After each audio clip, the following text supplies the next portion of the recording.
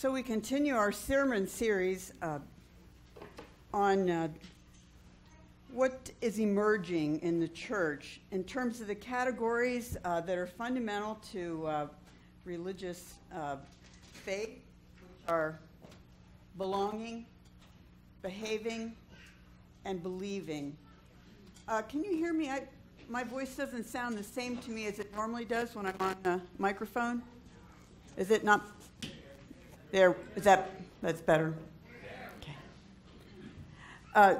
So we're in our sermon series, and John has talked about what the church of the future looks like in terms of belonging and of behaving.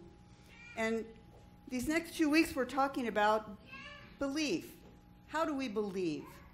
And a little bit more focused next week, who do we believe? And I take for granted the assumption that the author asserts that there are a lot of people who are spiritual but not religious because religious doctrines and teachings and creeds have not been satisfying, have not been deemed credible, and people kind of put those beliefs aside and start kind of living life not totally disbelieving in the existence of God. In fact, people are still seeing themselves as spiritual but not religious because they don't trust the kind of set of doctrines and beliefs that have been handed down through the church, maybe the beliefs that they were given as a child. They've also maybe been turned off by people who are extremists in their beliefs or seem to posit belief as over against common sense or one's own judgment or science. And so belief is getting kind of a bad rap. So I know that many of you have heard about how my office is very messy. But before I went to Canada, I did all my filing and got rid of a lot of things from my office, and then I asked someone to come in and clean for me. I paid him, but when I got back, this cross, which is from the orphanage, from Templo Alleluia, right, in Mexico, which I had John buy and bring back for me one time, was been hanging on my wall along with a whole lot of other things for a long time. And when I got back, the office was really clean, but this was broken in about 5 pieces on my desk. And I picked it up and took it home, and I thought, maybe I can put that back together. I'd had it sitting on my kitchen counter for quite a while now since then, and finally Rick went and got me Gorilla Glue, and then last night I was able to kind of put it back together. But if I hadn't put it right in the middle of the kitchen counter where I was running into it all the time, I probably would have put it into a different room and really forgotten about it altogether to put it back together. And I think for some people, the beliefs of their growing up or the beliefs that they've heard of Christian faith are a little bit like things that are part of, your normal surroundings, and then something happens and they fall and they break. Something doesn't make sense. You get disappointed by God. You get turned off by the way people, proselytize, or you just can't kind of buy the assertions that you one time held. And so they break, and you put them aside and just forget about it and go on and kind of live life intuitively. And I want to remind us that believing in the religious sense is always more than an assent to a set of propositions about God, or agreement with a set of facts that have been asserted in the Bible about who God is. That faith has always been more than that and asks more of us, and also is more self-confirming in lived experience. So let me explain a bit. Now, our author says that one of the reasons that people, there's a linguistic reason that people have a misunderstanding about belief, like it's an opinion about intellectual things. She says that in the original languages of the Bible, in Hebrew and Greek, there are verbs to faith. Having faith in English is only a noun, but in the original languages, there's an active sense in which faith is an involvement of your heart, your will, your commitment. It's a little bit more like where the word belief comes from, German, belieben. Anybody speak German? Yeah, belieben. I love, ich liebe dich, I love you. Belief, it's based on that. Belieben, that to believe something is to have your heart committed to it. It's an engagement of the heart. And it's based on a kind of relational awareness and on lived experience. So I wanted to show you just a little bit about the scriptures about two of the real fathers of faith. Abram was the Old Testament scripture was read, and from Paul. So Abram, in this passage that is from the 15th chapter in Genesis, is early on in the story. Remember, Abraham is considered the father of Jews, Christians, and Muslims alike, and really the father of faith. Abram's story starts out, he's a guy who's 75 years old. He's got a wife. He doesn't have children. He's got a nephew who is part of his household. And he's living in a well-established area where he grew up in his father's country. And he hears the call of God telling him to pick up his family and everything that he has and move to a place that he's never been before. And to do so based on God's promise that God will make him a great nation, that God will watch over him, that God will bless him and enlarge his name, and that he'll be a blessing to all the families of the earth. Now, if you think about the components of that, the call of God to Abraham was really full of things that could be fleshed out as kind of theological propositions. But they were embedded in the exchange. So for Abraham to pick up from where he's lived all his life and everything that he's known and move to a different place, he has to realize that God is not confined to the conventions or the customs of his way of life. In a sense, he has to grasp the idea that God is not bound in space and that God is everywhere. So Abraham follows this bigger God. People at that time thought of gods being localized. You have your God here, God there, God of the hearth, God of fertility. But this God is not bound by place, but is asking him to go somewhere else. I will make of you a great nation. All of a sudden, Abram understands that he has a purpose in life, and that his purpose is going to go beyond the ends of his own life. To be a great nation is to be part of a legacy, is to leave something for others to dwell in that's good. God goes on in this exchange with Abram and says, I'll bless those who bless you, and I'll curse those who curse you.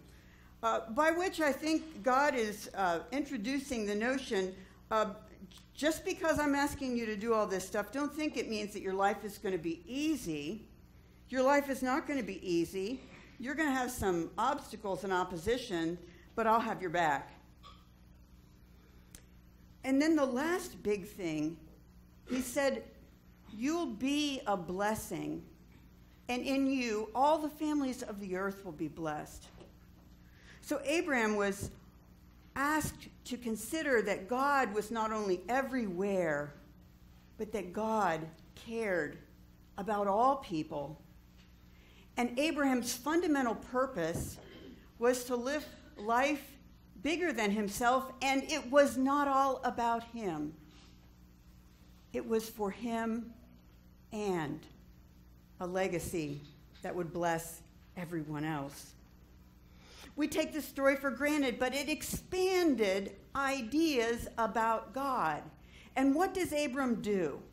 Based on this encounter with the divine, he picks up and follows. Wow.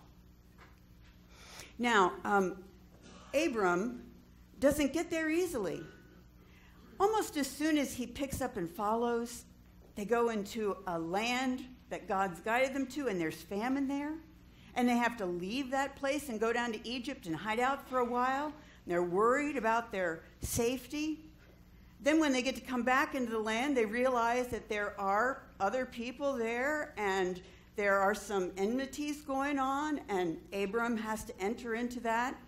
And Abram, along the way, is told by God, you know what? You're going to have direct descendants. Your descendants, you childless man, your descendants are going to be as numerous as the stars of heaven. That's what part of the great nation will be. And that immediately becomes jeopardized as well, because the one blood relative that Abram has, Lot, starts to move a separate way, and there's distance between them. And Abram is in the place where our scripture picks up. Abram is really been with God for a while and following instructions, and is really getting a little bit worried about how some of these things are going to go. So he says, what do you mean? I don't have any children now, God, and really the only heir I have right now is a slave in my household, and I'm not sure. And God does not tell him how it's going to work out, but God repeats this kind of promise and says, no, it is going to be an heir of your own. Keep going. He doesn't give him an explanation. He gives him a reassurance and an engagement about his question. And then it says, Abram believed, and God saw that as good enough. God credited him with righteousness because he was willing to keep going with God, even when it didn't look on the ground like he could see how it was all going to work out. And God didn't give him proof, but gave him engagement, assurance. I'm with you. Trust me. And Abraham hung in there. And I go back to that story because I think that God is alive, and if we acted more like we acted upon what God is asking us to do and trusting, we would find more confirmation along the way. Believing is more like an entry point into a relationship and a dialogue with God.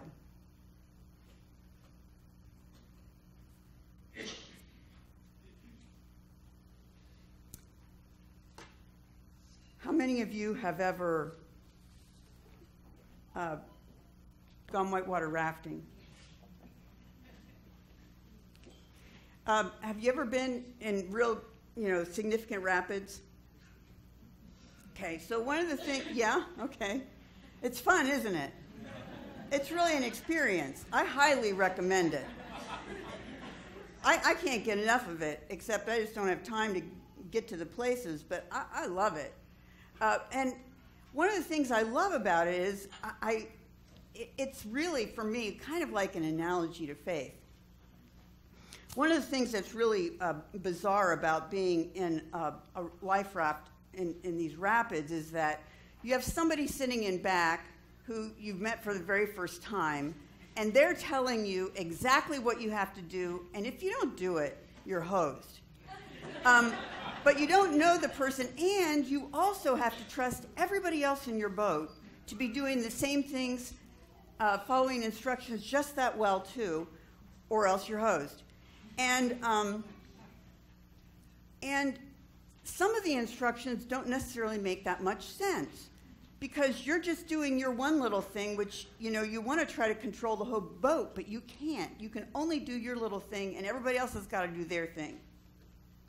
One of the things that I thought was so counterintuitive is that the guide says, when I tell you to paddle, you keep paddling no matter what.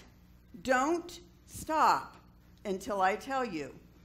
Well, the first time that you hit a big pocket, a rapid, and you're airborne, you're going like this into thin air, and it feels so stupid. Except that the second you hit the water, you feel the pull, and if you're not doing that, you are not guiding the boat immediately to where it needs to go because there are rocks on either side. That's usually what creates the rapids. The first time I had that experience of airborne like this, and then getting down and feeling the pull on the water and immediately seeing the boat steer clear of a big rock, I was like, wow. I think faith is like that. You have to believe and trust and try it, and maybe you have some confirmation, and then it's like, oh, okay, now I'll trust. Now, I didn't do so well. Then one of the other things they say is, if you fall out of the boat, if you fall out, don't try to get yourself back. Just float and let us pull you back in. I wasn't very good at that one. In fact, apparently, the guide told me later, I almost wanted to hit you on the head with my paddle so you'd stop fighting, letting me help you get back into the boat. But much more than simple assent to propositions about intellectual things or believing facts of history from the past, belief is like an ongoing dialogue in the midst of life with God, who we know by assertions that have come through the accrued lessons of others' real experiences of God.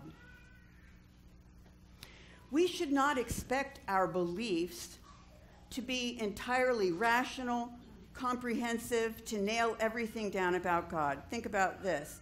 This is kind of the best analogy I can offer.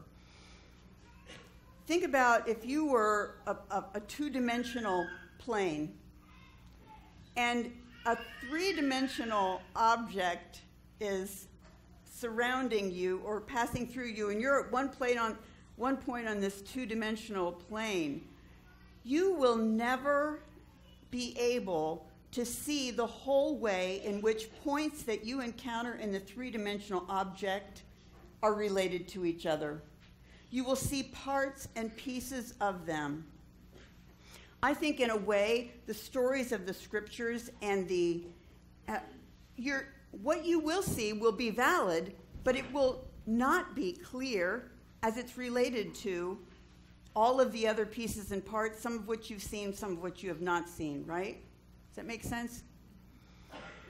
In some ways, I think of a religious tradition and of faith as the kind of accretion of the different two-dimensional assertions that people have seen and experienced about the real and living God, and they've started to build together, and they come to us as a set of whole propositions about God, and we kind of have to trust not only God, but the experiences of people who have gone before us and the new experiences that happen now. So, for example, sometimes new experiences that are genuine and deep make our structures and our formulations of what we believe change. So, I'm fortunate that when I experienced what was surely, as a process of long discerning, a call of God to ministry, I was fortunate that women before me had had to work through within themselves, and with the church community as a larger whole, the meaning of scriptures about women being silent in church, and what it meant for our interpretation, the way we think about those things, in order to allow my experience to have a place to be validated in leadership in the church. I was fortunate. There were some that came before me who had to really fight to assert the reality of their call and their living experience encounter with the divine. So, as church is emerging into our day and age, there's more importance for each of us to renew our dialogue with God, our ability to see our lives as part of God's story, and that is fed through prayer and the spiritual disciplines. It's through prayer and really asking each part of our life to be part of God's great story in all of its details. It's part of that seeking that enables us to be refreshed with new encounters with God. So how does that look? It probably means that we need to push ourselves a little bit. If your faith is feeling a little bit stale, it may be that you need to try to love somebody who's hard to love. It may be that you need to be patient in praying for someone to come to faith. It may be that you need to try to get out of your comfort zone and do something that you feel like is beyond your capacity to do. It may be that you need to be going deeper into the resources of our faith tradition and learning from others who have been in deep and passionate relationships with God. How do we believe? We believe as if life depended upon it, and then we see life unfold in God's pattern, and we grow in trust.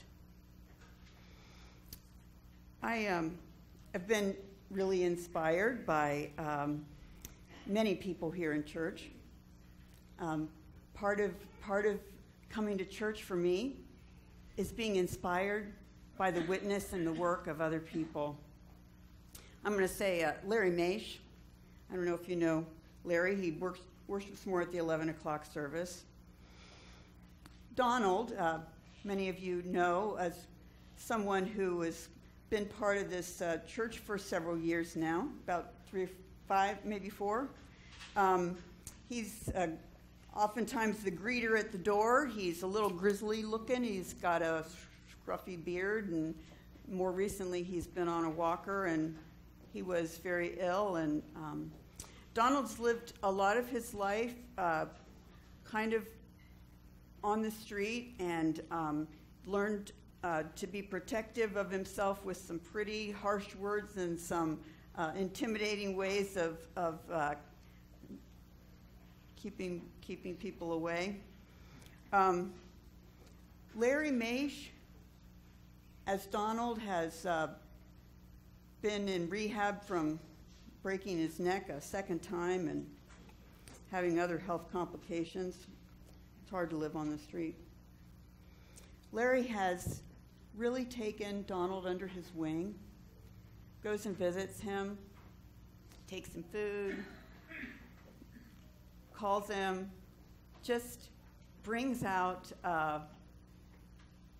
an amazing kind of kindness for Donald. And Donald is changing, has been changing. And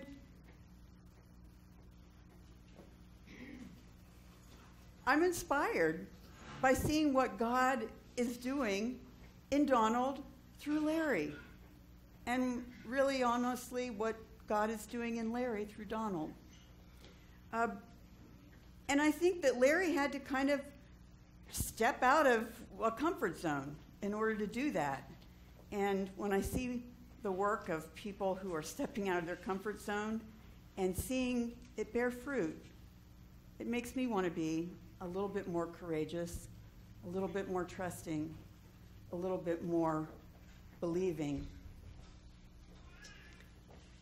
Paul says, the word is not far from you.